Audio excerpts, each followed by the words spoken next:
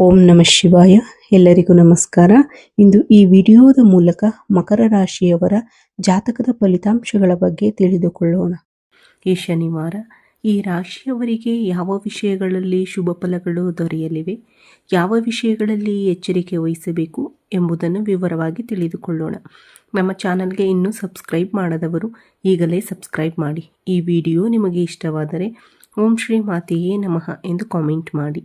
ಈ ವಿಡಿಯೋಗೆ ಲೈಕ್ ನೀಡಿ ಹಾಗೂ ನಿಮ್ಮ ಬೆಂಬಲವನ್ನು ನೀಡಿ. ಈಗ ಇಂದಿನ ರಾಶಿ ಭವಿಷ್ಯದ ಬಗ್ಗೆ ತಿಳಿದುಕೊಳ್ಳೋಣ. ಈ ರಾಶಿಯವರೇ, ಇಂದು ನಿಮ್ಮ ಜೀವನದಲ್ಲಿ ಒಂದು ವಿಶೇಷ ದೈವಿಕ ಶಕ್ತಿ ನಿಮ್ಮೊಂದಿಗೆ ಇರುವುದನ್ನು ನೀವು ಅನುಭವಿಸಬಹುದು. ಹಲವು ವರ್ಷಗಳಿಂದ ನಿಮ್ಮನ್ನು ಕಾಪಾಡುತ್ತಾ ನೀವು ಸಂಕಷ್ಟದಲ್ಲಿದ್ದಾಗ ನೆರಳಿನಂತೆ ನಿಮ್ಮ ಹಿಂದೆ ನಿಂತು ರಕ್ಷಿಸುತ್ತಿರುವ ಆ ದೈವಿಕ ಶಕ್ತಿಯ ಬಗ್ಗೆ ಇಂದು ತಿಳಿದುಕೊಳ್ಳಲಿದ್ದೀರಿ. ಆ ಶಕ್ತಿ ನಿಮ್ಮಿಂದ ಏನನ್ನು ನಿರೀಕ್ಷಿಸುತ್ತಿದೆ ಎಂಬುದನ್ನು ಈ ವಿಡಿಯೋದಲ್ಲಿ ತಿಳಿದುಕೊಳ್ಳಬಹುದು.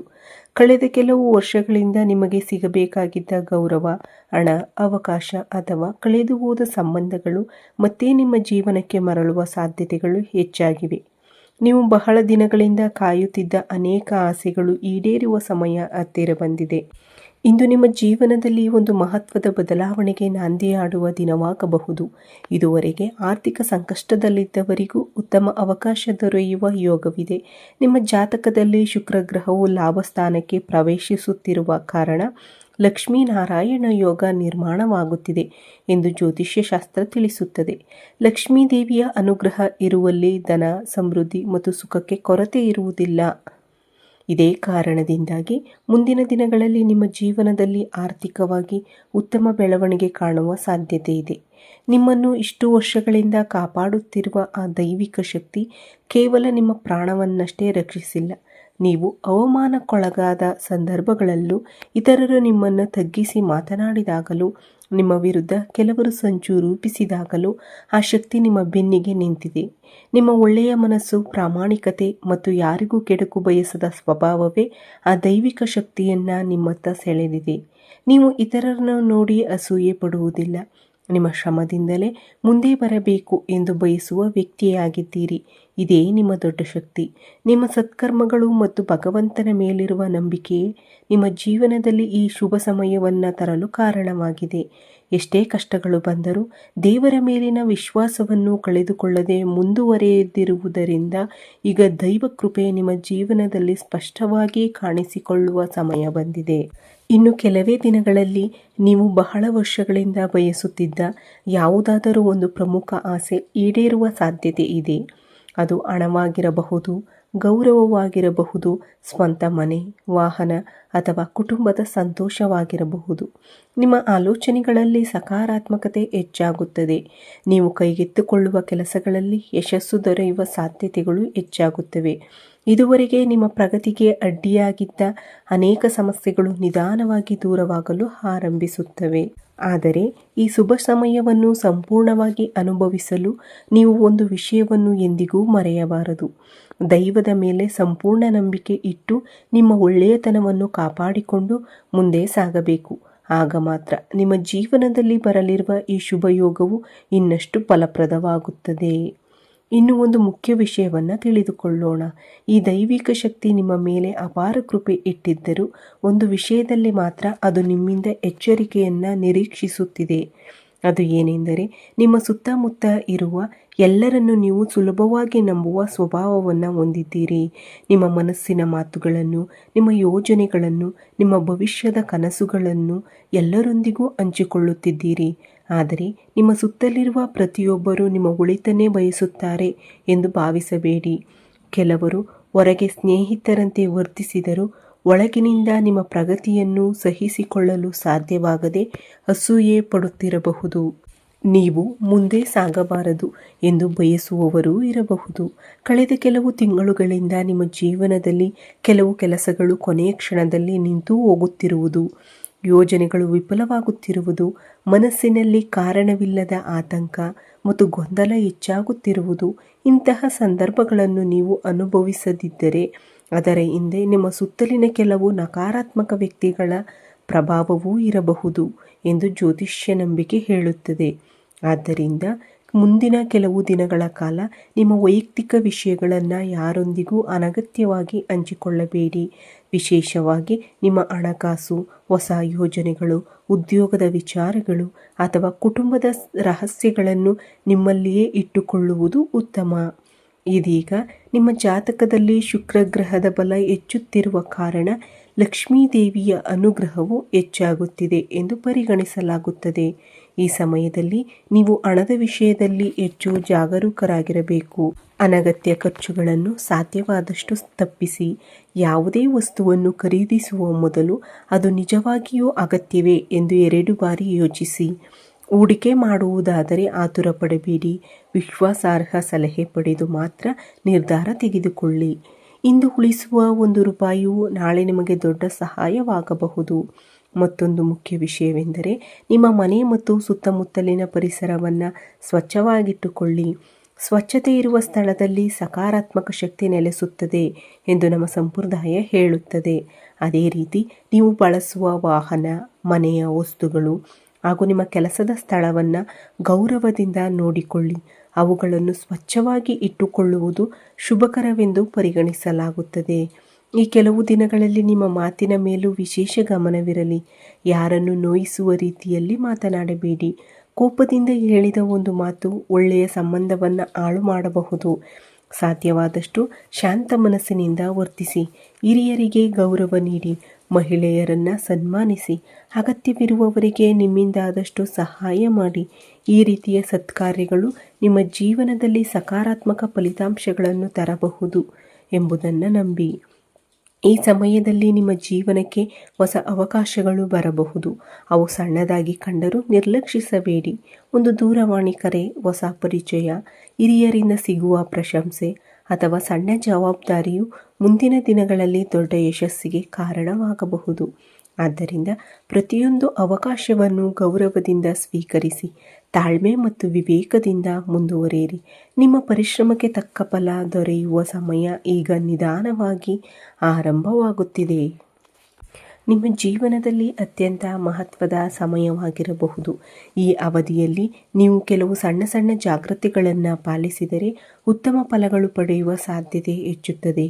ಮೊದಲನೆಯದಾಗಿ ನಿಮ್ಮ ಖರ್ಚಿನ ಮೇಲೆ ನಿಯಂತ್ರಣ ಇರಲಿ. ಅಗತ್ಯವಿಲ್ಲದ ವಸ್ತುಗಳಿಗೆ ಹಣ ಖರ್ಚು ಮಾಡಬೇಡಿ. ಯಾವುದೇ ಖರೀದಿ ಮಾಡುವ ಮೊದಲು ಅದು ನಿಜವಾಗಿಯೂ ನಮಗೆ ಅಗತ್ಯವಿದೆಯೇ ಎಂದು 2-3 ಬಾರಿ ಯೋಚಿಸಿ. ಹಣವನ್ನು ಉಳಿಸುವ ಅಭ್ಯಾಸವೇ ಮುಂದಿನ ದಿನಗಳಲ್ಲಿ ನಿಮಗೆ ಹೆಚ್ಚಿನ ಲಾಭವನ್ನು ತರುತ್ತದೆ. ಆಹಾರವನ್ನು ವ್ಯರ್ಥ ಮಾಡಬೇಡಿ. ಮನೆಯಲ್ಲಿ ತಯಾರಿಸಿದ ಆಹಾರವಾಗಲಿ ಅಥವಾ ಹೊರಗಿನಿಂದ ತಂದ ಆಹಾರವಾಗಲಿ ಅದನ್ನು ಗೌರವದಿಂದ ಬಳಸಿ. ನಮ್ಮ ಸಂಪ್ರದಾಯದ ಪ್ರಕಾರ ಅನ್ನವನ್ನು ಗೌರವಿಸುವ ಸ್ಥಳದಲ್ಲಿ ಲಕ್ಷ್ಮೀ ದೇವಿಯ ಕೃಪೆ ನೆಲೆಸುತ್ತದೆ ಎಂದು ನಂಬಲಾಗುತ್ತದೆ. ನೀವು ಬಳಸುವ ವಾಹನ, ಮನೆ ಮತ್ತು ದೈನಂದಿನ ವಸ್ತುಗಳನ್ನು ಸ್ವಚ್ಛವಾಗಿ ಇಟ್ಟುಕೊಳ್ಳಿ. ವಾಹನವನ್ನು ನಿಯಮಿತವಾಗಿ ಸ್ವಚ್ಛಗೊಳಿಸಿ. ಮನೆಯಲ್ಲೂ ಶುಚಿತ್ವ ಕಾಪಾಡಿಕೊಳ್ಳಿ. ಇಂತಹ ಉತ್ತಮ ಅಭ್ಯಾಸಗಳು ಸಕಾರಾತ್ಮಕ ವಾತಾವರಣವನ್ನು ನಿರ್ಮಿಸಲು ಸಹಾಯ ಮಾಡುತ್ತವೆ. ಮುಂದಿನ ಕೆಲವು ದಿನಗಳಲ್ಲಿ ನಿಮ್ಮ ಬಾಯಿಯಿಂದ ಯಾರನ್ನೂ ನೋಯಿಸಬೇಡಿ. ಮಾತುಗಳು ಹೊರಬರದಂತೆ ಎಚ್ಚರಿಕೆ ವಹಿಸಿ. ಕೋಪದಿಂದ ಅಥವಾ ಅಹಂಕಾರದಿಂದ ಮಾತನಾಡಿದರೆ ಒಳ್ಳೆಯ ಅವಕಾಶಗಳು ಕೈತಪ್ಪುವ ಸಾಧ್ಯತೆ ಇದೆ. ಈ ಸಮಯದಲ್ಲಿ ನಿಮ್ಮ ಜೀವನಕ್ಕೆ ಹೊಸ ವ್ಯಕ್ತಿಯೊಬ್ಬರು ಅಥವಾ ಹೊಸ ಅವಕಾಶವೊಂದು ಬರಬಹುದು. ಅದು ಕಚೇರಿಯಲ್ಲಿ ಮೇಲಧಿಕಾರಿಯಿಂದ ಸಿಗುವ ಪ್ರಶಂಸೆಯಾಗಿರಬಹುದು, ಹೊಸ ಕೆಲಸದ ಅವಕಾಶವಾಗಿರಬಹುದು ಅಥವಾ ಯಾರಾದರೂ ನಿಮ್ಮ ಪ್ರತಿಭೆಯನ್ನು ಗುರುತಿಸಿ ಮೆಚ್ಚುಗೆ ವ್ಯಕ್ತಪಡಿಸಬಹುದು. ಇಂತಹ ಅವಕಾಶಗಳನ್ನು ಸಣ್ಣದು ಎಂದು ನಿರ್ಲಕ್ಷಿಸಬೇಡಿ. ವಿಶೇಷವಾಗಿ ಮಹಿಳೆಯರ ಮಾತಿಗೆ ಗೌರವ ನೀಡಿ. ಹಿರಿಯರನ್ನು ಸನ್ಮಾನಿಸಿ. ನಿಮ್ಮಿಂದ ಆದಷ್ಟು ಬಡವರಿಗೆ, ಅಗತ್ಯವಿರುವವರಿಗೆ ಸಹಾಯ ಮಾಡಿ. ದಾನ ಧರ್ಮ ಮಾಡುವ ಮನೋಭಾವವು ನಿಮ್ಮ ಜೀವನದಲ್ಲಿ ಶುಭ ಫಲಗಳನ್ನು ಹೆಚ್ಚಿಸುತ್ತದೆ ಎಂದು ಪರಂಪರೆಯಲ್ಲಿ ಹೇಳಲಾಗಿದೆ. ಇನ್ನೊಂದು ಮುಖ್ಯ ವಿಷಯವೆಂದರೆ ಮುಂದಿನ ಕೆಲವು ದಿನಗಳ ಕಾಲ ಯಾರಿಂದಲೂ ಅನಗತ್ಯ ಉಡುಗೊರೆಗಳು ಅಥವಾ ಪರಿಚಯವಿಲ್ಲದ ವಸ್ತುಗಳನ್ನು ಸ್ವೀಕರಿಸುವಾಗ ಜಾಗರೂಕರಾಗಿರಿ. ಯಾರ ಮೇಲೂ ಅತಿಯಾದ ನಂಬಿಕೆ ಇಟ್ಟುಕೊಳ್ಳಬೇಡಿ. ನಿಮ್ಮ ವಿವೇಕದಿಂದಲೇ ನಿರ್ಧಾರಗಳನ್ನು ತೆಗೆದುಕೊಳ್ಳಿ. ಹಳೆಯ ಸಾಲ ಪಾವತಿ ಅಥವಾ ಹಣದ ವ್ಯವಹಾರಗಳಲ್ಲಿ ದಾಖಲೆಗಳನ್ನು ಸರಿಯಾಗಿ ಪರಿಶೀಲಿಸಿ. ಆತುರದಲ್ಲಿ ಯಾವುದೇ ನಿರ್ಧಾರ ಮಾಡಬೇಡಿ. ನಿಮ್ಮ ಸುತ್ತಲಿರುವ ಕೆಲವರು ನಿಮ್ಮ ಪ್ರಗತಿಯನ್ನು ನೋಡಿ ಅಸೂಯೆ ಪಡಬಹುದು. ಆದ್ದರಿಂದ ನಿಮ್ಮ ಯೋಜನೆಗಳನ್ನು, ಆರ್ಥಿಕ ವಿಚಾರಗಳನ್ನು ಅಥವಾ ವೈಯಕ್ತಿಕ ವಿಚಾರಗಳನ್ನು ಎಲ್ಲರೊಂದಿಗೆ ಹಂಚಿಕೊಳ್ಳುವುದನ್ನು ತಪ್ಪಿಸಿ. ಈ ಸಮಯದಲ್ಲಿ ನೀವು ಹೆಚ್ಚು ಶಾಂತವಾಗಿ, ತಾಳ್ಮೆಯಿಂದ ಮತ್ತು ಆತ್ಮವಿಶ್ವಾಸದಿಂದ ಮುಂದುವರೆದರೆ ನಿಮ್ಮ ಅದೃಷ್ಟ ನಿಧಾನವಾಗಿ ನಿಮ್ಮ ಪರವಾಗಿ ತಿರುಗಲು ಆರಂಭಿಸುತ್ತದೆ. ಗಮನದಲ್ಲಿರಲಿ, ನಿಮ್ಮ ಪರಿಶ್ರಮ, ನಿಮ್ಮ ಪ್ರಾಮಾಣಿಕತೆ ಮತ್ತು ನಿಮ್ಮ ಸಕಾರಾತ್ಮಕ ಮನೋಭಾವವೇ ನಿಮ್ಮ ನಿಜವಾದ ಶಕ್ತಿ. ದೇವರ ಮೇಲಿನ ನಂಬಿಕೆಯ ಜೊತೆಗೆ ನಿಮ್ಮ ಪ್ರಯತ್ನವನ್ನು ಮುಂದುವರಿಸಿ.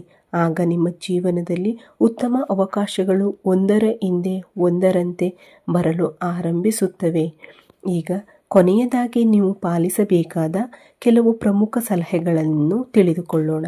ಮುಂದಿನ 4 ದಿನಗಳು ನಿಮ್ಮ ಜೀವನದಲ್ಲಿ ಬಹಳ ಮಹತ್ವದವು. ಈ ಸಮಯದಲ್ಲಿ ನಿಮ್ಮ ಮನಸ್ಸನ್ನು ಶಾಂತವಾಗಿಟ್ಟುಕೊಳ್ಳಿ. ಅನಗತ್ಯವಾಗಿ ಯಾರೊಂದಿಗೂ ವಾದವಿವಾದಕ್ಕೆ ಇಳಿಯಬೇಡಿ. ನಿಮ್ಮ ಕೆಲಸವನ್ನು ಪ್ರಾಮಾಣಿಕವಾಗಿ ಮಾಡಿ. ಉಳಿದುದನ್ನು ದೇವರ ಇಚ್ಛೆಗೆ ಬಿಟ್ಟರೆ ಉತ್ತಮ. ಮಹಿಳೆಯರಿಗೆ ಗೌರವ ನೀಡಿ. ಮನೆಯ ಹಿರಿಯರನ್ನು ಸನ್ಮಾನಿಸಿ. ಸಾಧ್ಯವಾದರೆ ಬಡವರಿಗೆ, ಅನಾಥರಿಗೆ ಅಥವಾ ಅಗತ್ಯವಿರುವವರಿಗೆ ಅನ್ನ, ಬಟ್ಟೆ ಅಥವಾ ನಿಮ್ಮಿಂದಾದಷ್ಟು ಸಹಾಯ ಮಾಡಿ. ಇಂತಹ ಸತ್ಕಾರ್ಯಗಳು ನಿಮ್ಮ ಜೀವನದಲ್ಲಿ ಸಕಾರಾತ್ಮಕ ಶಕ್ತಿಯನ್ನು ಹೆಚ್ಚಿಸುತ್ತವೆ. ಮುಂದಿನ ಕೆಲವು ದಿನಗಳಲ್ಲಿ ನಿಮಗೆ ಕೆಲವು ಶುಭ ಸೂಚನೆಗಳು ಕಾಣಿಸಬಹುದು. ಯಾವುದಾದರೂ ಒಳ್ಳೆಯ ಸುದ್ದಿ, ಹೊಸ ಕೆಲಸದ ಅವಕಾಶ, ಪ್ರಶಂಸೆ, ಉಡುಗೊರೆ ಅಥವಾ ನಿರೀಕ್ಷಿಸದ ಸಹಾಯ ದೊರಕಿದರೆ ಅದನ್ನು ದೇವರ ಆಶೀರ್ವಾದವೆಂದು ಸ್ವೀಕರಿಸಿ. ಸಣ್ಣ ಅವಕಾಶಗಳನ್ನು ನಿರ್ಲಕ್ಷಿಸಬೇಡಿ, ಏಕೆಂದರೆ ಅವೇ ಮುಂದಿನ ದೊಡ್ಡ ಯಶಸ್ಸಿಗೆ ದಾರಿ ಮಾಡಿಕೊಡುತ್ತವೆ. ಈ ಸಮಯದಲ್ಲಿ ನಿಮ್ಮ ಮನೆಯನ್ನು ಸ್ವಚ್ಛವಾಗಿಡಿ. ದೇವರ ಪೂಜೆಯನ್ನು ಭಕ್ತಿಯಿಂದ ಮಾಡಿ. ಲಕ್ಷ್ಮೀ ದೇವಿಯನ್ನು ಸ್ಮರಿಸಿ. ಸಾಧ್ಯವಾದರೆ ಶುಕ್ರವಾರ ಮತ್ತು ಶನಿವಾರ ತುಪ್ಪದ ದೀಪ ಹಚ್ಚಿ ದೇವಿಯನ್ನು ಆರಾಧಿಸುವುದು ಶುಭಕರ. ಇನ್ನೊಂದು ಪ್ರಮುಖ ವಿಷಯವೆಂದರೆ ನಿಮ್ಮ ಜೀವನದಲ್ಲಿ ನಕಾರಾತ್ಮಕ ಮನೋಭಾವ ಹೊಂದಿರುವ ವ್ಯಕ್ತಿಗಳಿಂದ ಸ್ವಲ್ಪ ದೂರವಿರಿ. ನಿಮ್ಮ ಬೆಳವಣಿಗೆಯನ್ನು ಸಹಿಸದವರು ಅಥವಾ ಸದಾ ನಿರುತ್ಸಾಹಗೊಳಿಸುವವರ ಮಾತಿಗೆ ಹೆಚ್ಚು ಮಹತ್ವ ಕೊಡಬೇಡಿ. ಮುಂದಿನ ದಿನಗಳಲ್ಲಿ ನೀವು ತೆಗೆದುಕೊಳ್ಳುವ ನಿರ್ಧಾರಗಳಲ್ಲಿ ಆತುರ ಪಡಬೇಡಿ. ಪ್ರತಿಯೊಂದು ಹೆಜ್ಜೆಯನ್ನು ಯೋಚಿಸಿ ಇಡಿ. ಈ ಸಮಯದಲ್ಲಿ ತಾಳ್ಮೆ ಮತ್ತು ವಿವೇಕವೇ ನಿಮ್ಮ ದೊಡ್ಡ ಶಕ್ತಿಯಾಗಲಿದೆ. ನಿಮ್ಮ ಜಾತಕದ ಪ್ರಕಾರ ಆರ್ಥಿಕ ಪರಿಸ್ಥಿತಿ ನಿಧಾನವಾಗಿ ಉತ್ತಮವಾಗುವ ಸೂಚನೆಗಳು ಕಂಡುಬರುತ್ತಿವೆ. ಇದುವರೆಗೆ ಎದುರಿಸಿದ ಕೆಲವು ಸಮಸ್ಯೆಗಳು ಕ್ರಮೇಣ ಪರಿಹಾರವಾಗಬಹುದು. ಉದ್ಯೋಗ, ವ್ಯವಹಾರ ಅಥವಾ ಕುಟುಂಬದ ವಿಚಾರಗಳಲ್ಲಿ ಸಹ ಒಳ್ಳೆಯ ಬೆಳವಣಿಗೆಗಳು ಕಾಣಿಸಿಕೊಳ್ಳಬಹುದು. ಆದರೆ ನೆನಪಿರಲಿ, ಯಶಸ್ಸು ಕೇವಲ ಅದೃಷ್ಟದಿಂದ ಮಾತ್ರ ಬರುವುದಿಲ್ಲ. ಪರಿಶ್ರಮ, ಪ್ರಾಮಾಣಿಕತೆ ಮತ್ತು ಸರಿಯಾದ ನಿರ್ಧಾರಗಳು ನಿಮ್ಮ ಜೀವನವನ್ನು ಬದಲಾಯಿಸುತ್ತವೆ. ದೇವರ ಮೇಲಿನ ನಂಬಿಕೆ ಇರಲಿ, ಆದರೆ ಅದೇ ನಿಮ್ಮ ಕರ್ತವ್ಯವನ್ನು ಮರೆಯಬೇಡಿ. ಇಂದಿನ ದಿನಕ್ಕಾಗಿ ಹೇಳಲಾದ ಪರಿಹಾರಗಳು, ಜಾಗೃತಿಗಳು ಮತ್ತು ಸಲಹೆಗಳನ್ನು ಸಾಧ್ಯವಾದಷ್ಟು ಪಾಲಿಸಲು ಪ್ರಯತ್ನಿಸಿ. ನಿಮ್ಮ ಜೀವನದಲ್ಲಿ ಶಾಂತಿ, ಸಮೃದ್ಧಿ ಮತ್ತು ಸಂತೋಷ ನೆಲೆಸಲಿ ಎಂದು ಹಾರೈಸುತ್ತೇನೆ. ಈ ವಿಡಿಯೋ ನಿಮಗೆ ಇಷ್ಟವಾದರೆ ಲೈಕ್ ಮಾಡಿ. ನಿಮ್ಮ ಸ್ನೇಹಿತರು ಮತ್ತು ಕುಟುಂಬದವರೊಂದಿಗೆ ಹಂಚಿಕೊಳ್ಳಿ. ನಮ್ಮ ಚಾನಲ್ಗೆ ಸಬ್ಸ್ಕ್ರೈಬ್ ಮಾಡಿ. ಬೆಲ್ ಐಕಾನನ್ನು ಕ್ಲಿಕ್ ಮಾಡಿ.